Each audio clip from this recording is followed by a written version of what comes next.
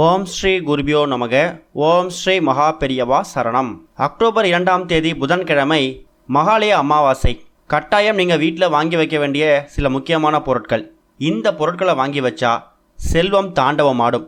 அது என்னென்ன பொருட்கள்னு பார்க்குறதுக்கு முன்னாடி நம்மளோட வீடியோஸை இப்போ தான் நீங்கள் ஃபஸ்ட் டைம் பார்க்குறீங்கன்னா மறக்காமல் சப்ஸ்கிரைப் பண்ணிக்கோங்க. தொடர்ந்து இது மாதிரி அப்டேட் தெரிஞ்சுக்கிறதுக்கு பக்கத்தில் இருக்கக்கூடிய நோட்டிஃபிகேஷன் பெல்லை கிளிக் பண்ணி ஆல் அப்படிங்கிற செலக்ட் பண்ணிக்கோங்க.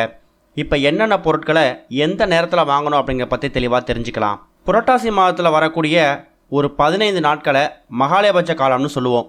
அந்த நேரங்களில் நம்மளோட முன்னோர்கள் பித்ருக்கள் இந்த பூலோகத்துக்கு வந்து நமக்கு அருளாசி கொடுப்பாங்க அப்படிங்கிறது ஒரு பெரிய நம்பிக்கை. அந்த 15 நாட்களும் நாம் அவங்களுக்கு வழிபாடு செஞ்சோன்னா, இது வரைக்கும் வாழ்க்கையில் நீங்கள் அவங்களுக்கு வழிபாடு செய்யாமல் விட்டுருந்தா, அதனால் எதுவும் பாவம் சேர்ந்தால் கூட அந்த பாவத்துக்கு ஒரு விமோச்சனம் கிடைக்கும். செப்டம்பர் 18ஆம் தேதியிலிருந்து அக்டோபர் 2ஆம் தேதி வரை இருக்கக்கூடிய அந்த 15 நாட்களை மகாலயபட்ச காலம்னு சொல்லுவாங்க. இந்த 15 நாட்களில் ஒரு நாள் ஒரு திதி வரும். இந்த 15 நாட்களும் எள்ளு தண்ணீர் இறைக்கணும் அப்படிங்கிறது ஒரு முக்கியமான நியதி. அதுக்கு காரணம் என்னென்னா, நம்மளோட முன்னோர்கள் பித்ருக்கள் யாராவது இறந்து போயிருந்தாங்க, அவங்க இறந்து போயிருக்கக்கூடிய அந்த திதி தெரியல அப்படின்னா கூட இந்த 15 நாட்களும் நீங்கள் எள்ளு தண்ணீர் இறைக்கும் போது அதில் ஏதாவது ஒரு நாள் அவங்க இறந்து போன திதி வந்துடும். அது மூலயமா அவங்களுக்கு தர்ப்பணம் கொடுத்த ஒரு பலனை நீங்கள் பெற முடியும். பித்ரு தோஷம் பித்ரு சாபம் எதுவும் இருந்தால் கூட அதெல்லாம் நீங்கள் உடனடியாக நீக்கிக்க முடியும். அப்படி ஒருவேளை அந்த 15 நாட்களும் மகாலயபட்ச காலத்தில் நீங்கள் தர்ப்பணம் கொடுக்கலையா, பித்ரு சாபம் பித்ரு கடனை நிவர்த்தி பண்ணலையா, பரவாயில்லை, அதுக்கு ஒரு மாற்று வழி இருக்குது. அதுதான் மகாலயபட்ச காலத்தோட நிறைவு நாள், கடைசி நாளாக இருக்கக்கூடிய மகாலய அமாவாசை. அக்டோபர் 2ஆம் தேதி புதன்கிழமை அன்னைக்கு வருது. சொல்லப்போனால் அன்னைக்கு அமாவாசை திதி பகல் முழுக்க நாள் முழுக்க இருக்குது. அப்போனா தர்ப்பணம் எத்தனை மணிக்கு கொடுக்கலாம்? காலையில் 6:05 மணிக்கு அன்றைக்கி சூரிய உதயம் ஆனதுக்கு அப்புறம்தான் தர்ப்பணம் கொடுக்கணும் அப்படிங்கிறது ஒரு கட்டாயம். அதே மாதிரி மாலை நேரங்களில் தர்ப்பணம் கொடுக்க மாட்டாங்க. அப்போ தர்ப்பணம் கொடுக்கறதுக்கான சரியான நேரம் எதுனா காலையில் 6:05 பிறகு மதியம் 12 மணிக்குள்ளே. இந்த இடைப்பட்ட நேரத்தில் நீங்கள் தர்ப்பணம் கொடுக்கலாம். சில பேர் வீடுகளில் தர்ப்பணம் கொடுத்துட்டு இலை போட்டு படையல் போடுவாங்க. படையல் போடுறதுக்கான சரியான நேரம் எது? காலையில் ஒரு 11 மணிக்கு மேலே 11:45. இந்த நேரத்தில் படையல் போட்டுருங்க. 12 மணிலேருந்து 1:30 மணி வரைக்கும் அன்றைக்கி புதன்கிழமை அப்படிங்கிறதா ராகு காலம் இருக்குது. ஒருவேளை ராகு காலத்துக்கு அப்புறம் படையல் போடணும்னா 1:30 மணிலேருந்து 2 மணிக்குள்ளே படையல் போட்டுருங்க. தர்ப்பணம் கொடுக்கும்போது முதல்ல சூரிய பகவான் நமஸ்காரம் பண்ணிவிட்டு அதுக்கப்புறம் தான் பித்ருக்களுக்கு நீங்கள் தர்ப்பணம் கொடுக்கணும். முடிஞ்சால் அன்றைய தினம் காலை நேரத்தில் தர்ப்பணம் கொடுத்துட்டு மதியத்துக்குள்ளே நீங்கள் படையல் போட்டுட்டு மாலை ஒரு 6 மணிக்கு மேலே உங்கள் வீடு பக்கத்தில் இருக்கக்கூடிய அம்மன் கோவிலுக்கு போயிட்டு வாங்க. மகமாயி கோவிலுக்கு போயிட்டு ஒரு தீபம் போட்டுட்டு கோவிலை சுற்றி வலம் வாங்க.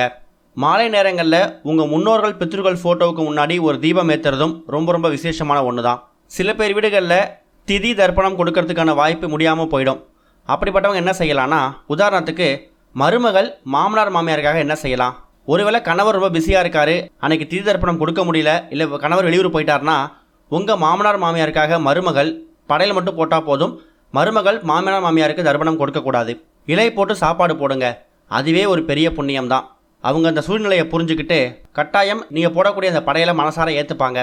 வருடத்தில் வரக்கூடிய எல்லா அமாவாசைகளை விட இந்த மகாலய அமாவாசை அப்படிங்கிறது ரொம்ப முக்கியம். ஏன்னா அந்த வருடத்தில் வந்திருக்கக்கூடிய எல்லா அமாவாசைகள்லையும் நீங்கள் பித்ருக்களுக்கான வழிபாடு செய்யாமல் விட்டுட்டிங்கன்னா கூட அதுக்கு மாற்று வழியாக அதுக்கு கைமாறா இந்த மகாலய அமாவாசையை பயன்படுத்திக்கலாம். இது போக அன்றைய தினம் முழு நேரம் நமக்கு அமாவாசை திதி இருக்குது.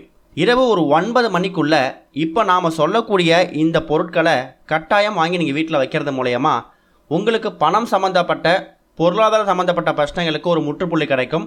16 செல்வங்களும் தாண்டவமாடும். சரி, அதில் என்னென்ன பொருட்களை வாங்கலாம்? முதல் பொருள் இனிப்பில் இருந்து ஆரம்பிப்போம். முடிஞ்சால் அன்றைய தினம் கண்டிப்பாக உங்கள் வீடு பக்கத்தில் இருக்கக்கூடிய கடைகளில் எள்ளு மிட்டாய் விற்கும். அதாவது எள்ளு கேக்குன்னு சொல்லுவாங்க.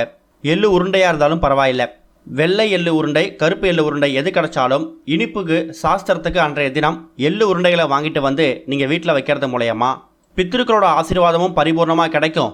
இனிப்போட மகாலட்சுமி தாயோட அம்சமும் உங்களுக்கு பரிபூர்ணமாக கிடைக்கும்.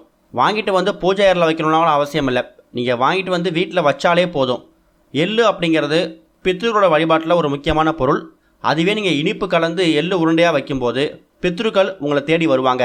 அடுத்ததாக மகாலட்சுமி தாயாரோட அம்சம் இருக்கக்கூடிய மகாலட்சுமியோட மறு உருவமாக இருக்கக்கூடிய மஞ்சள், குண்டு மஞ்சள், விரலி மஞ்சள், கஸ்தூரி மஞ்சள் எது கிடைச்சாலும் பரவாயில்லை. அன்றைக்கி சாஸ்திரத்துக்கு ஏற்கனவே உங்கள் வீட்டில் மஞ்சள் இருந்தாலும் நீங்கள் ஒரே ஒரு துண்டு மஞ்சளாவது வாங்கிட்டு வந்து வீட்டில் வச்சுடுங்க. அடுத்த ஒரு முக்கியமான பொருள் பழ வகைகள் ஏதாவது. இப்போ உதாரணத்துக்கு இந்த வீடியோவில் நம்ம ஆப்பிள் காமிச்சிருக்கிறோம். நீங்கள் ஆப்பிளுக்கு பதிலாக மாதுளை, வாழை, உங்களுக்கு என்ன பழம் எளிதாக கிடைக்குதோ அந்த பழம் வாங்கிட்டு வந்து நீங்கள் படையலுக்கு படைச்சிட்டு அதுக்கப்புறம் சாப்பிட்டாலும் சரி, இல்லை வாங்கிட்டு வந்து வீட்டில் வச்சாலே போதும், அதுக்கான பலனை நீங்கள் பரிபூர்ணமாக பெற முடியும். அடுத்ததாக ஒரே ஒரு எலுமிச்சை. இந்த எலுமிச்சை அப்படிங்கிறது தெய்வக்கனி. வீட்டில் இருக்கக்கூடிய நெகட்டிவ் வைப்ரேஷன் எல்லாத்தையும் தன் பக்கம் ஈர்த்து நேர்மறை ஆற்றல்களை வெளிப்படுத்தக்கூடிய ஒரு பொருள் தான் எலுமிச்சை. முடிஞ்சால் அன்றைய தினம் உங்கள் வீடு பக்கத்தில் இருக்கக்கூடிய அம்மன் கோவிலுக்கு போயிட்டு எலுமிச்சையை அம்மன் பாதத்தில் வச்சு எடுத்துகிட்டு வந்து அதுக்கப்புறம் அதை நீங்கள் பூஜை அறையில் வச்சுக்கலாம், உங்கள் வீட்டில் வச்சுக்கலாம். அடுத்ததாக முக்கியமான பொருள் ஒரே ஒரு நெல்லிக்காய். இதுவும் தெய்வீகத்துக்கு பயன்படுத்தக்கூடிய ஒரு முக்கியமான பொருள் தான். ஒருவேளை நெல்லிக்காயாக கிடைக்கலையா, நெல்லிக்காய் ஊறுகாய் கூட வாங்கி வச்சுக்கோங்க. இந்த ஊறுகாய் அப்படிங்கிறது லக்ஷ்மி குபேரர் வாசம் செய்யக்கூடிய ஒரு அற்புதமான பொருள். எந்த வீட்டிலலாம் ஊறுகாய் நிறைஞ்சிருக்கோ அந்த வீட்டில் லக்ஷ்மி குபேரர் வாசம் அதிகமாக இருக்குமா. முடிஞ்சால் கட்டாயம் அன்றைய தினம் ஊறுகாயாக வாங்கி வச்சாலும் சரி, இல்லை ஒரே ஒரு நெல்லிக்காய் வாங்கி வச்சாலும் சரி, அது உங்கள் விருப்பம். அடுத்தது அமாவாசைக்கு பிறகு வரக்கூடிய நாட்கள் எல்லாமே வளர்பிறை நாட்கள். நாம் வாங்கக்கூடிய செய்யக்கூடிய விஷயங்கள் வளர்ந்துக்கிட்டே போகும் இல்லையா. அந்த வகையில் அன்றைய தினம் கட்டாயம் ஒரே ஒரு கைப்பிடி அளவு நவதானியம் வாங்கிறதுக்கு முயற்சி பண்ணுங்கள்.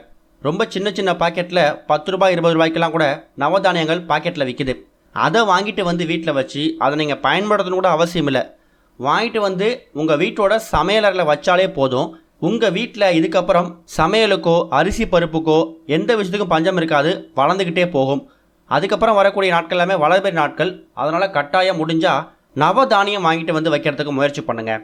அடுத்து ஒரு முக்கியமான பொருள் சோளம். சோளம் மக்காச்சோளம்லாம் இப்போ அரிதாக சிட்டியில் யாருக்கும் கிடைக்கிறது கிடையாது. அப்படிப்பட்டவங்க அவங்க வீடு பக்கத்தில் என்ன சோளம் கிடைக்குதோ, உதாரணத்துக்கு நம்ம வீடு பக்கக்கூடிய கடைகளில் சூப்பர் மார்க்கெட்டில் ஸ்வீட் கார்ன் இனிப்பு கலந்த அந்த ஒரு சோளம் விற்கிது. அதை கூட நீங்கள் வாங்கிட்டு வந்து சாஸ்திரத்துக்கு வச்சாலே போதும். இயற்கையாக விளையக்கூடிய சோளத்தை தான் வாங்கிட்டு வந்து வைக்கணும்னு கட்டாயம் கிடையாது. இப்போ சொல்லக்கூடிய இந்த பொருட்களில் குறைந்தது ஒரு 3 பொருட்கள், அதிகபட்சம் என்னால் எவ்வளோ வாங்க முடியலாம்னு நீங்கள் வாங்கிக்கலாம். குறைந்தது ஒரு 3 பொருட்கள், 10 ரூபா செலவு பண்ணி ஒரு பொருளுக்கும் 10 ரூபா செலவு பண்ணி நல்லா 3 பொருட்கள் வாங்க முடியலாம் கூட நீங்கள் வாங்கிடுங்க.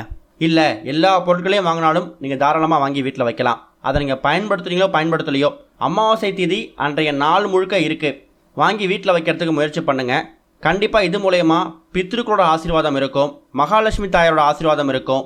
முடிஞ்ச அன்றைய தினம் புதன்கிழமை அப்படிங்கிறதால புதன் பகவானுக்கு உகந்த பச்சை பயிறு தானியம் அதை கூட வாங்கி வைக்கலாம். கடைசி ஆப்ஷனாக இதை பயன்படுத்திக்கோங்க. முன்னாடி சொல்லிக்கக்கூடிய இந்த பொருட்கள் எல்லாமே கட்டாயம் இடம்பெற வேண்டிய முக்கியமான பொருட்கள். இதில் ஏதாவது 3 பொருள், முடிஞ்சால் எல்லா பொருளையும். அதே மாதிரி யாராவது வயசானவங்க முதியவர்களை கூப்பிட்டு அன்னைக்கு ஒரே ஒரு கைப்பிடி அளவு சாப்பாடு போடுங்க. முடிஞ்சால் வஸ்திர தானம் பண்ணுங்க, அதுவும் பெரிய புண்ணியம்தான். ஓம் ஸ்ரீ குருபியோ நமக. ஓம் ஸ்ரீ மகா பெரியவா சரணம்.